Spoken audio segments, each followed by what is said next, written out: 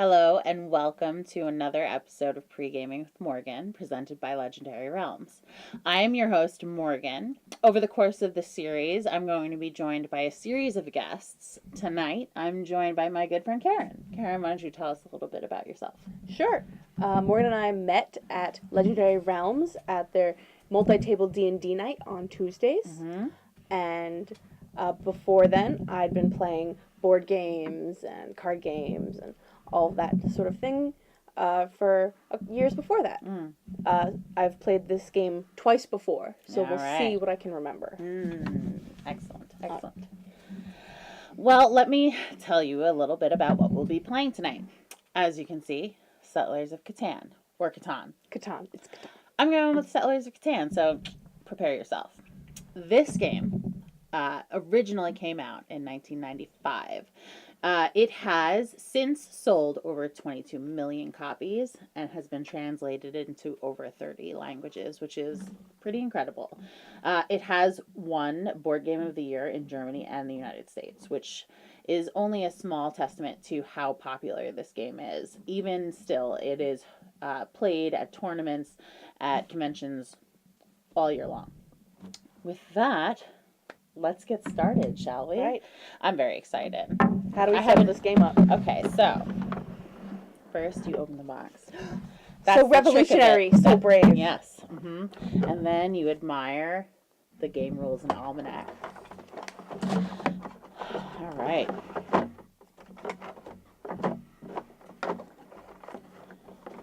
Thank you, Karen.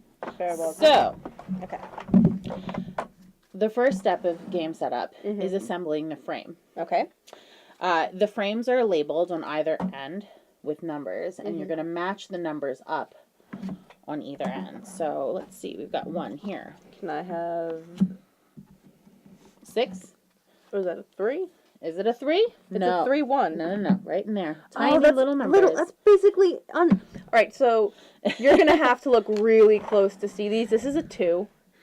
That's not a 2. It's a 2. This is a 2. That's a 2. That's a 2. It's a 2. All right. There we go. And you've got a 1 then. Yes, I've got a 1. Beautiful. Here we go. We're getting it together. This is a 3. Can I have a 9? Is this my 9? No, you're looking for a 6. This is my 9. No, you're looking for a 6. It's literally a 6. That's a 9, and that's a 9. You're looking at the wrong side. All right, we've got the frame down. Ladies and gentlemen, it's a good start. Before we get any further, I would like to cheers. Chin chin.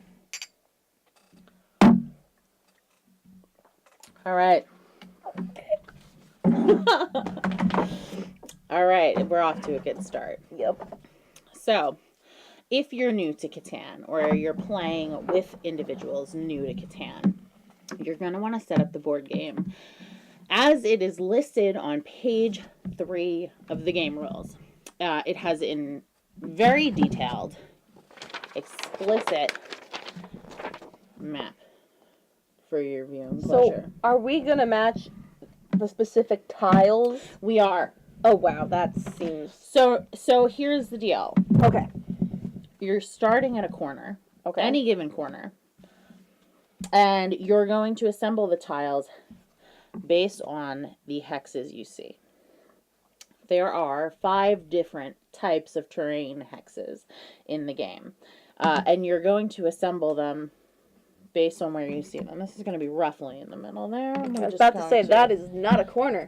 No, it is not.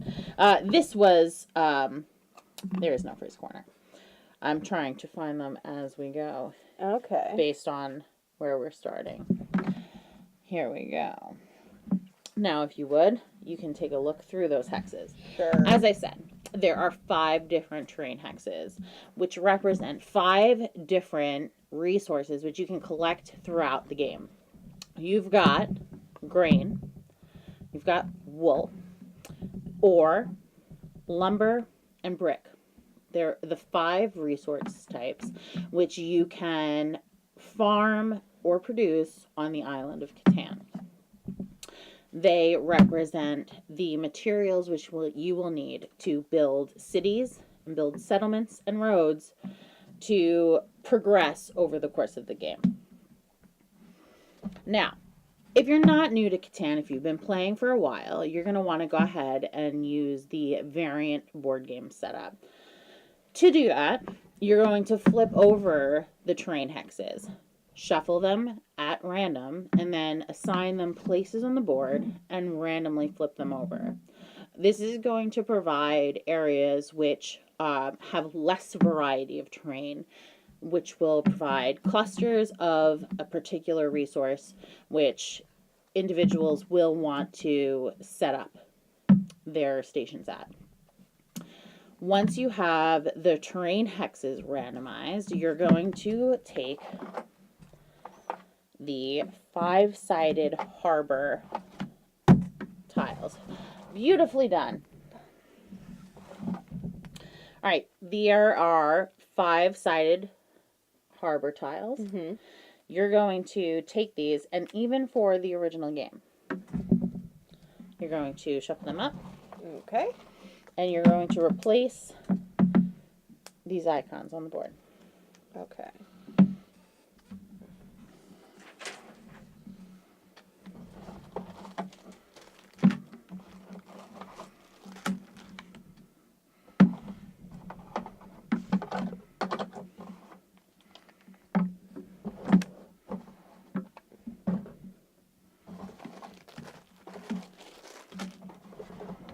Excellent. Now, once you have that determined, you're going to place the circular tokens. All right. Now, you're going to see, if you take a look at the map that's provided on the game rules. Thank you. Thank you. Thank you.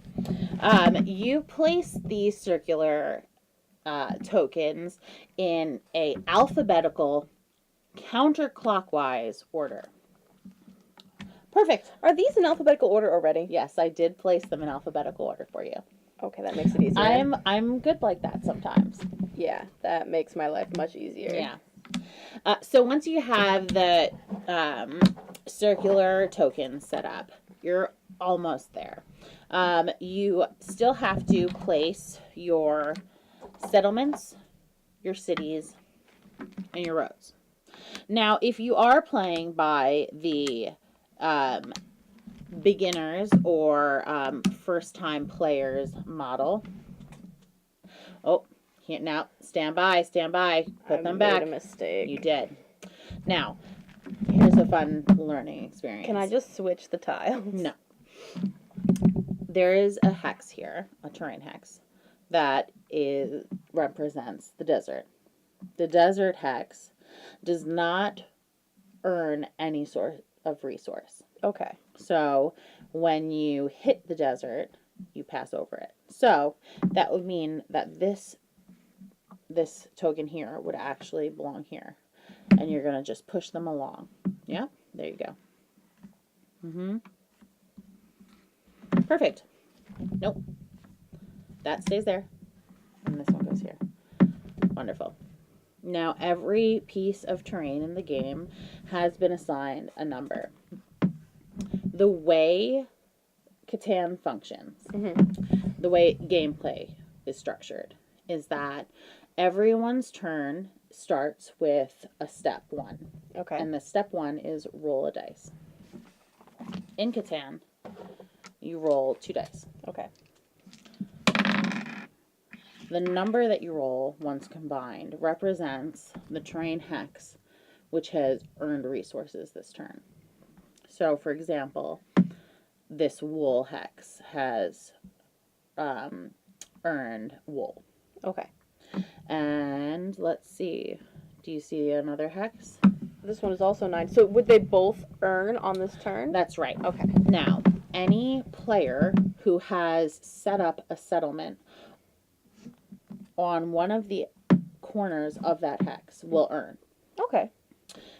Which gives a benefit to anyone who's playing throughout the game. So it's not just dependent on who's actually playing on that turn. Everyone in the game earns. All right. All right. So now we're going to move on to the next step. The next step is settlement and city placing. Now, if you are an experienced player, you're going to go ahead and you're going to roll a dice and you're going to determine who rolls the highest number. And that individual is going to start placement. Okay. You're going to place based on what you believe is the most desirable location in the game. Now, how do you determine what's the most desirable location? All right, let's take a look at these. First off, easy way to do it would be to look for red tokens. Tokens that are written in red represent numbers that are rolled most commonly. Right. Once you've looked at the red tokens, you're going to look for the number of pips that appear under the number. Okay. The number of pips represents the number of combinations that a dice can be rolled to earn that. So the more pips, the more likely it is that you'll earn on that turn. Okay. All right. So you're going to, using your own judgment, determine what you want. Right. Most likely. That being said, tonight I'm going to be playing with Karen, who has not played very often, and a friend of mine, Rich, and my boyfriend, Alex. And we will be using the beginner's setup. Thank you. So, tonight we are going to set up according to how you see here. So if you would like to take a look, Okay. you're going to set up so that each player earns one city, one settlement, and a road off of each one of those two locations. So while you do that, I'm going to continue setting up. Okay. Now, Catan, fun fact, was the board game which I first started playing to get into tabletop games as an adult. As a child, I played a lot of Scrabble. I loved Scrabble. But Catan resonated with me. I played a lot during college. I don't know if you know this, I told you. I think I mentioned it before. I have 3 of the expansions for the base game, as well as the 5 to 6 player expansion for Cities and Knights, which is my favorite way to play the game. I was about to ask, how many expansions are there? There are a lot. So there are a number of expansions which are not standard any longer. Okay. And then there are, from my knowledge, the 3 expansions that build upon the game as of currently. Okay. In addition to that, they have a number of re-releases. There's Catan America. Oh, yeah. Yes. And there's Catan Game of Thrones, I believe, too. I saw that Yeah. in the store recently. I think that's fun. It's a little kitschy. I don't have the space in my gaming shelves for a Game of Thrones Catan, but any sort of franchise, yeah, that's kind of what you expect. Yeah. I will say though, I do have a Beatles Monopoly that I'm quite fond of. It was a Christmas present. All right, here we go. So, as you can see, what I'm doing right now is I'm divvying up the different types of resources. Okay. If you would, take these. These are development cards. Okay. If you would, shuffle them up for me. Development cards are a fun aspect of the game that provide a little bit of intrigue. They're something that you can purchase throughout the game, which give you boons. Either they're additional victory points.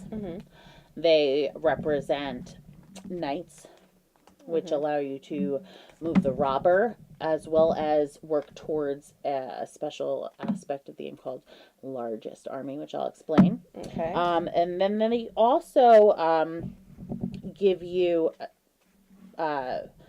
benefits unrelated to that.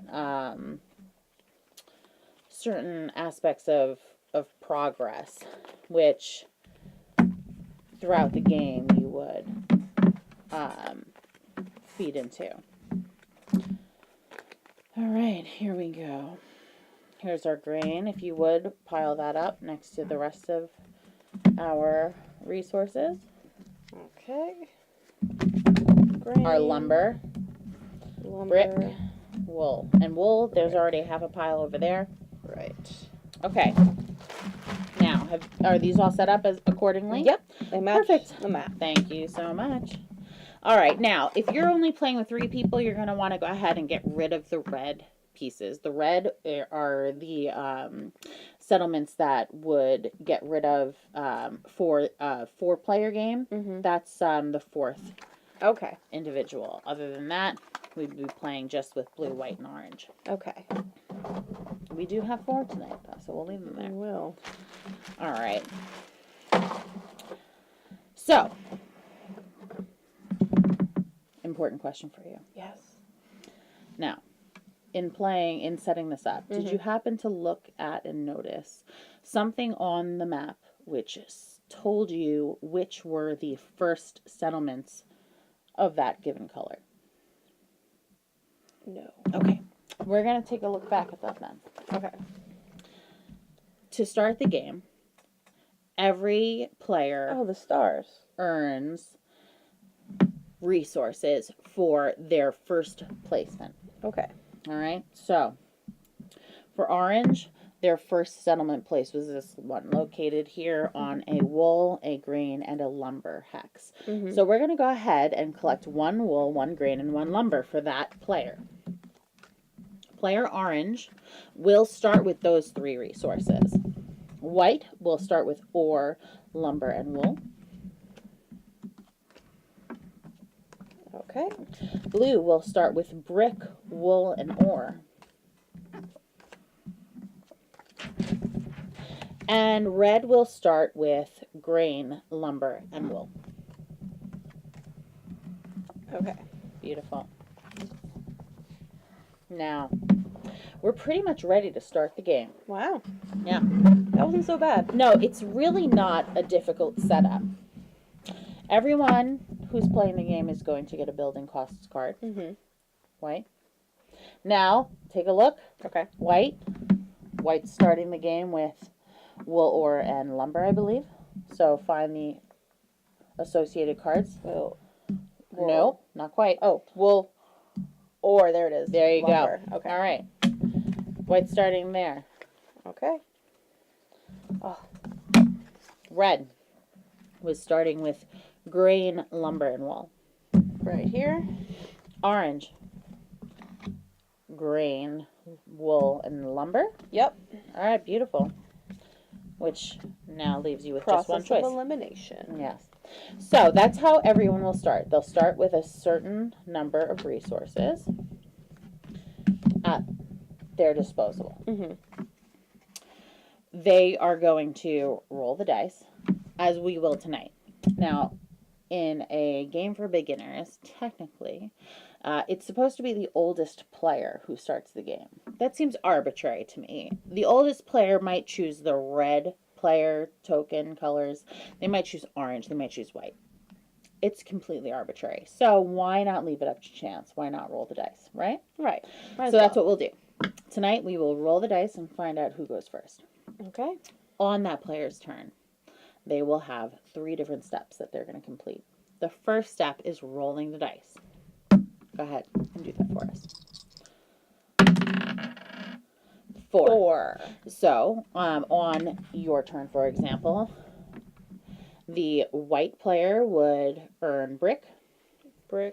And Lumber. The red and orange players would earn lumber. Right. Once they've done that, they move on to their second step, which is trading resources. Now, you can trade either with other players or with the maritime trade. Maritime trade is done either one of 2 ways. Either you are settled on a harbor location, which gives you benefits of trading with the bank, or you can trade with the bank at a 4-to-1 rate. Once you've completed your trading, you move on to the building and buying phase. You have no limit to how many things you can build, other than what is determined based on what you have in your hand. Buying, you can buy a development card. You can play that development card that you buy at any point in your turn. So, let's say you buy a development card this turn, right? Okay. You pay for it. Okay. Right here, you'll see that it would cost you 1 grain, 1 wool, and 1 ore. Right. Once you've paid for it, you can either play it, or you can wait until your next turn. And at that point, you can actually play that card before you even roll. Oh. Mm-hmm. Yep. You can play it at any point. Okay. So, those are the 3 steps. Rolling, trading, building, and buying. Okay. And that's your turn. The game is won by earning 10 victory points. Can you get me a drink? Yes, of course. Thank you. 10 victory points. Each settlement is worth 1 victory point. Each city is worth 2 victory points. There are 2 specialty cards. There are Longest Road and there's Largest Army. Now, I mentioned before development cards. Yeah. There are 3 kinds. One of those kinds are night cards. Night cards allow you to move a piece called the Baron. Okay. It's not the Baron. The Baron is a pet name I have for this piece. It's actually called the Robber. Oh. Flip that over. Okay. Close it up. Got it. Yeah, you go. There you go. So, the Robber. Thank you. Cheers. Begins the game on the desert hex. Right.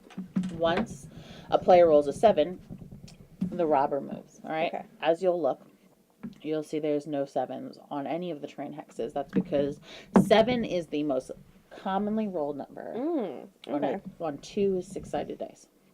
So, you roll a 7. 2 things happen. First, you move the Robber. Okay. Okay. Second, you have to take a look at your hand, okay? Okay. If you have more than 7 cards, so if you have 8 or more, you lose half of them. Yep. Rounded down. Okay. So if you have 9 cards, you lose 4. Right. Okay. You get to choose which ones you lose. So there's at least a little bit of strategy involved there. Okay. Now, the player who rolled the 7 moves the Robber. Let's say I'm playing as blue, right? I'm going to put it here on this 4. Placing the Robber on a train hex blocks production from that specific hex. Which means that this 4 tile will no longer produce any lumber for red or for orange. Okay? Okay. In addition to that, as the individual who rolled that, I get to choose either between the red or the orange player.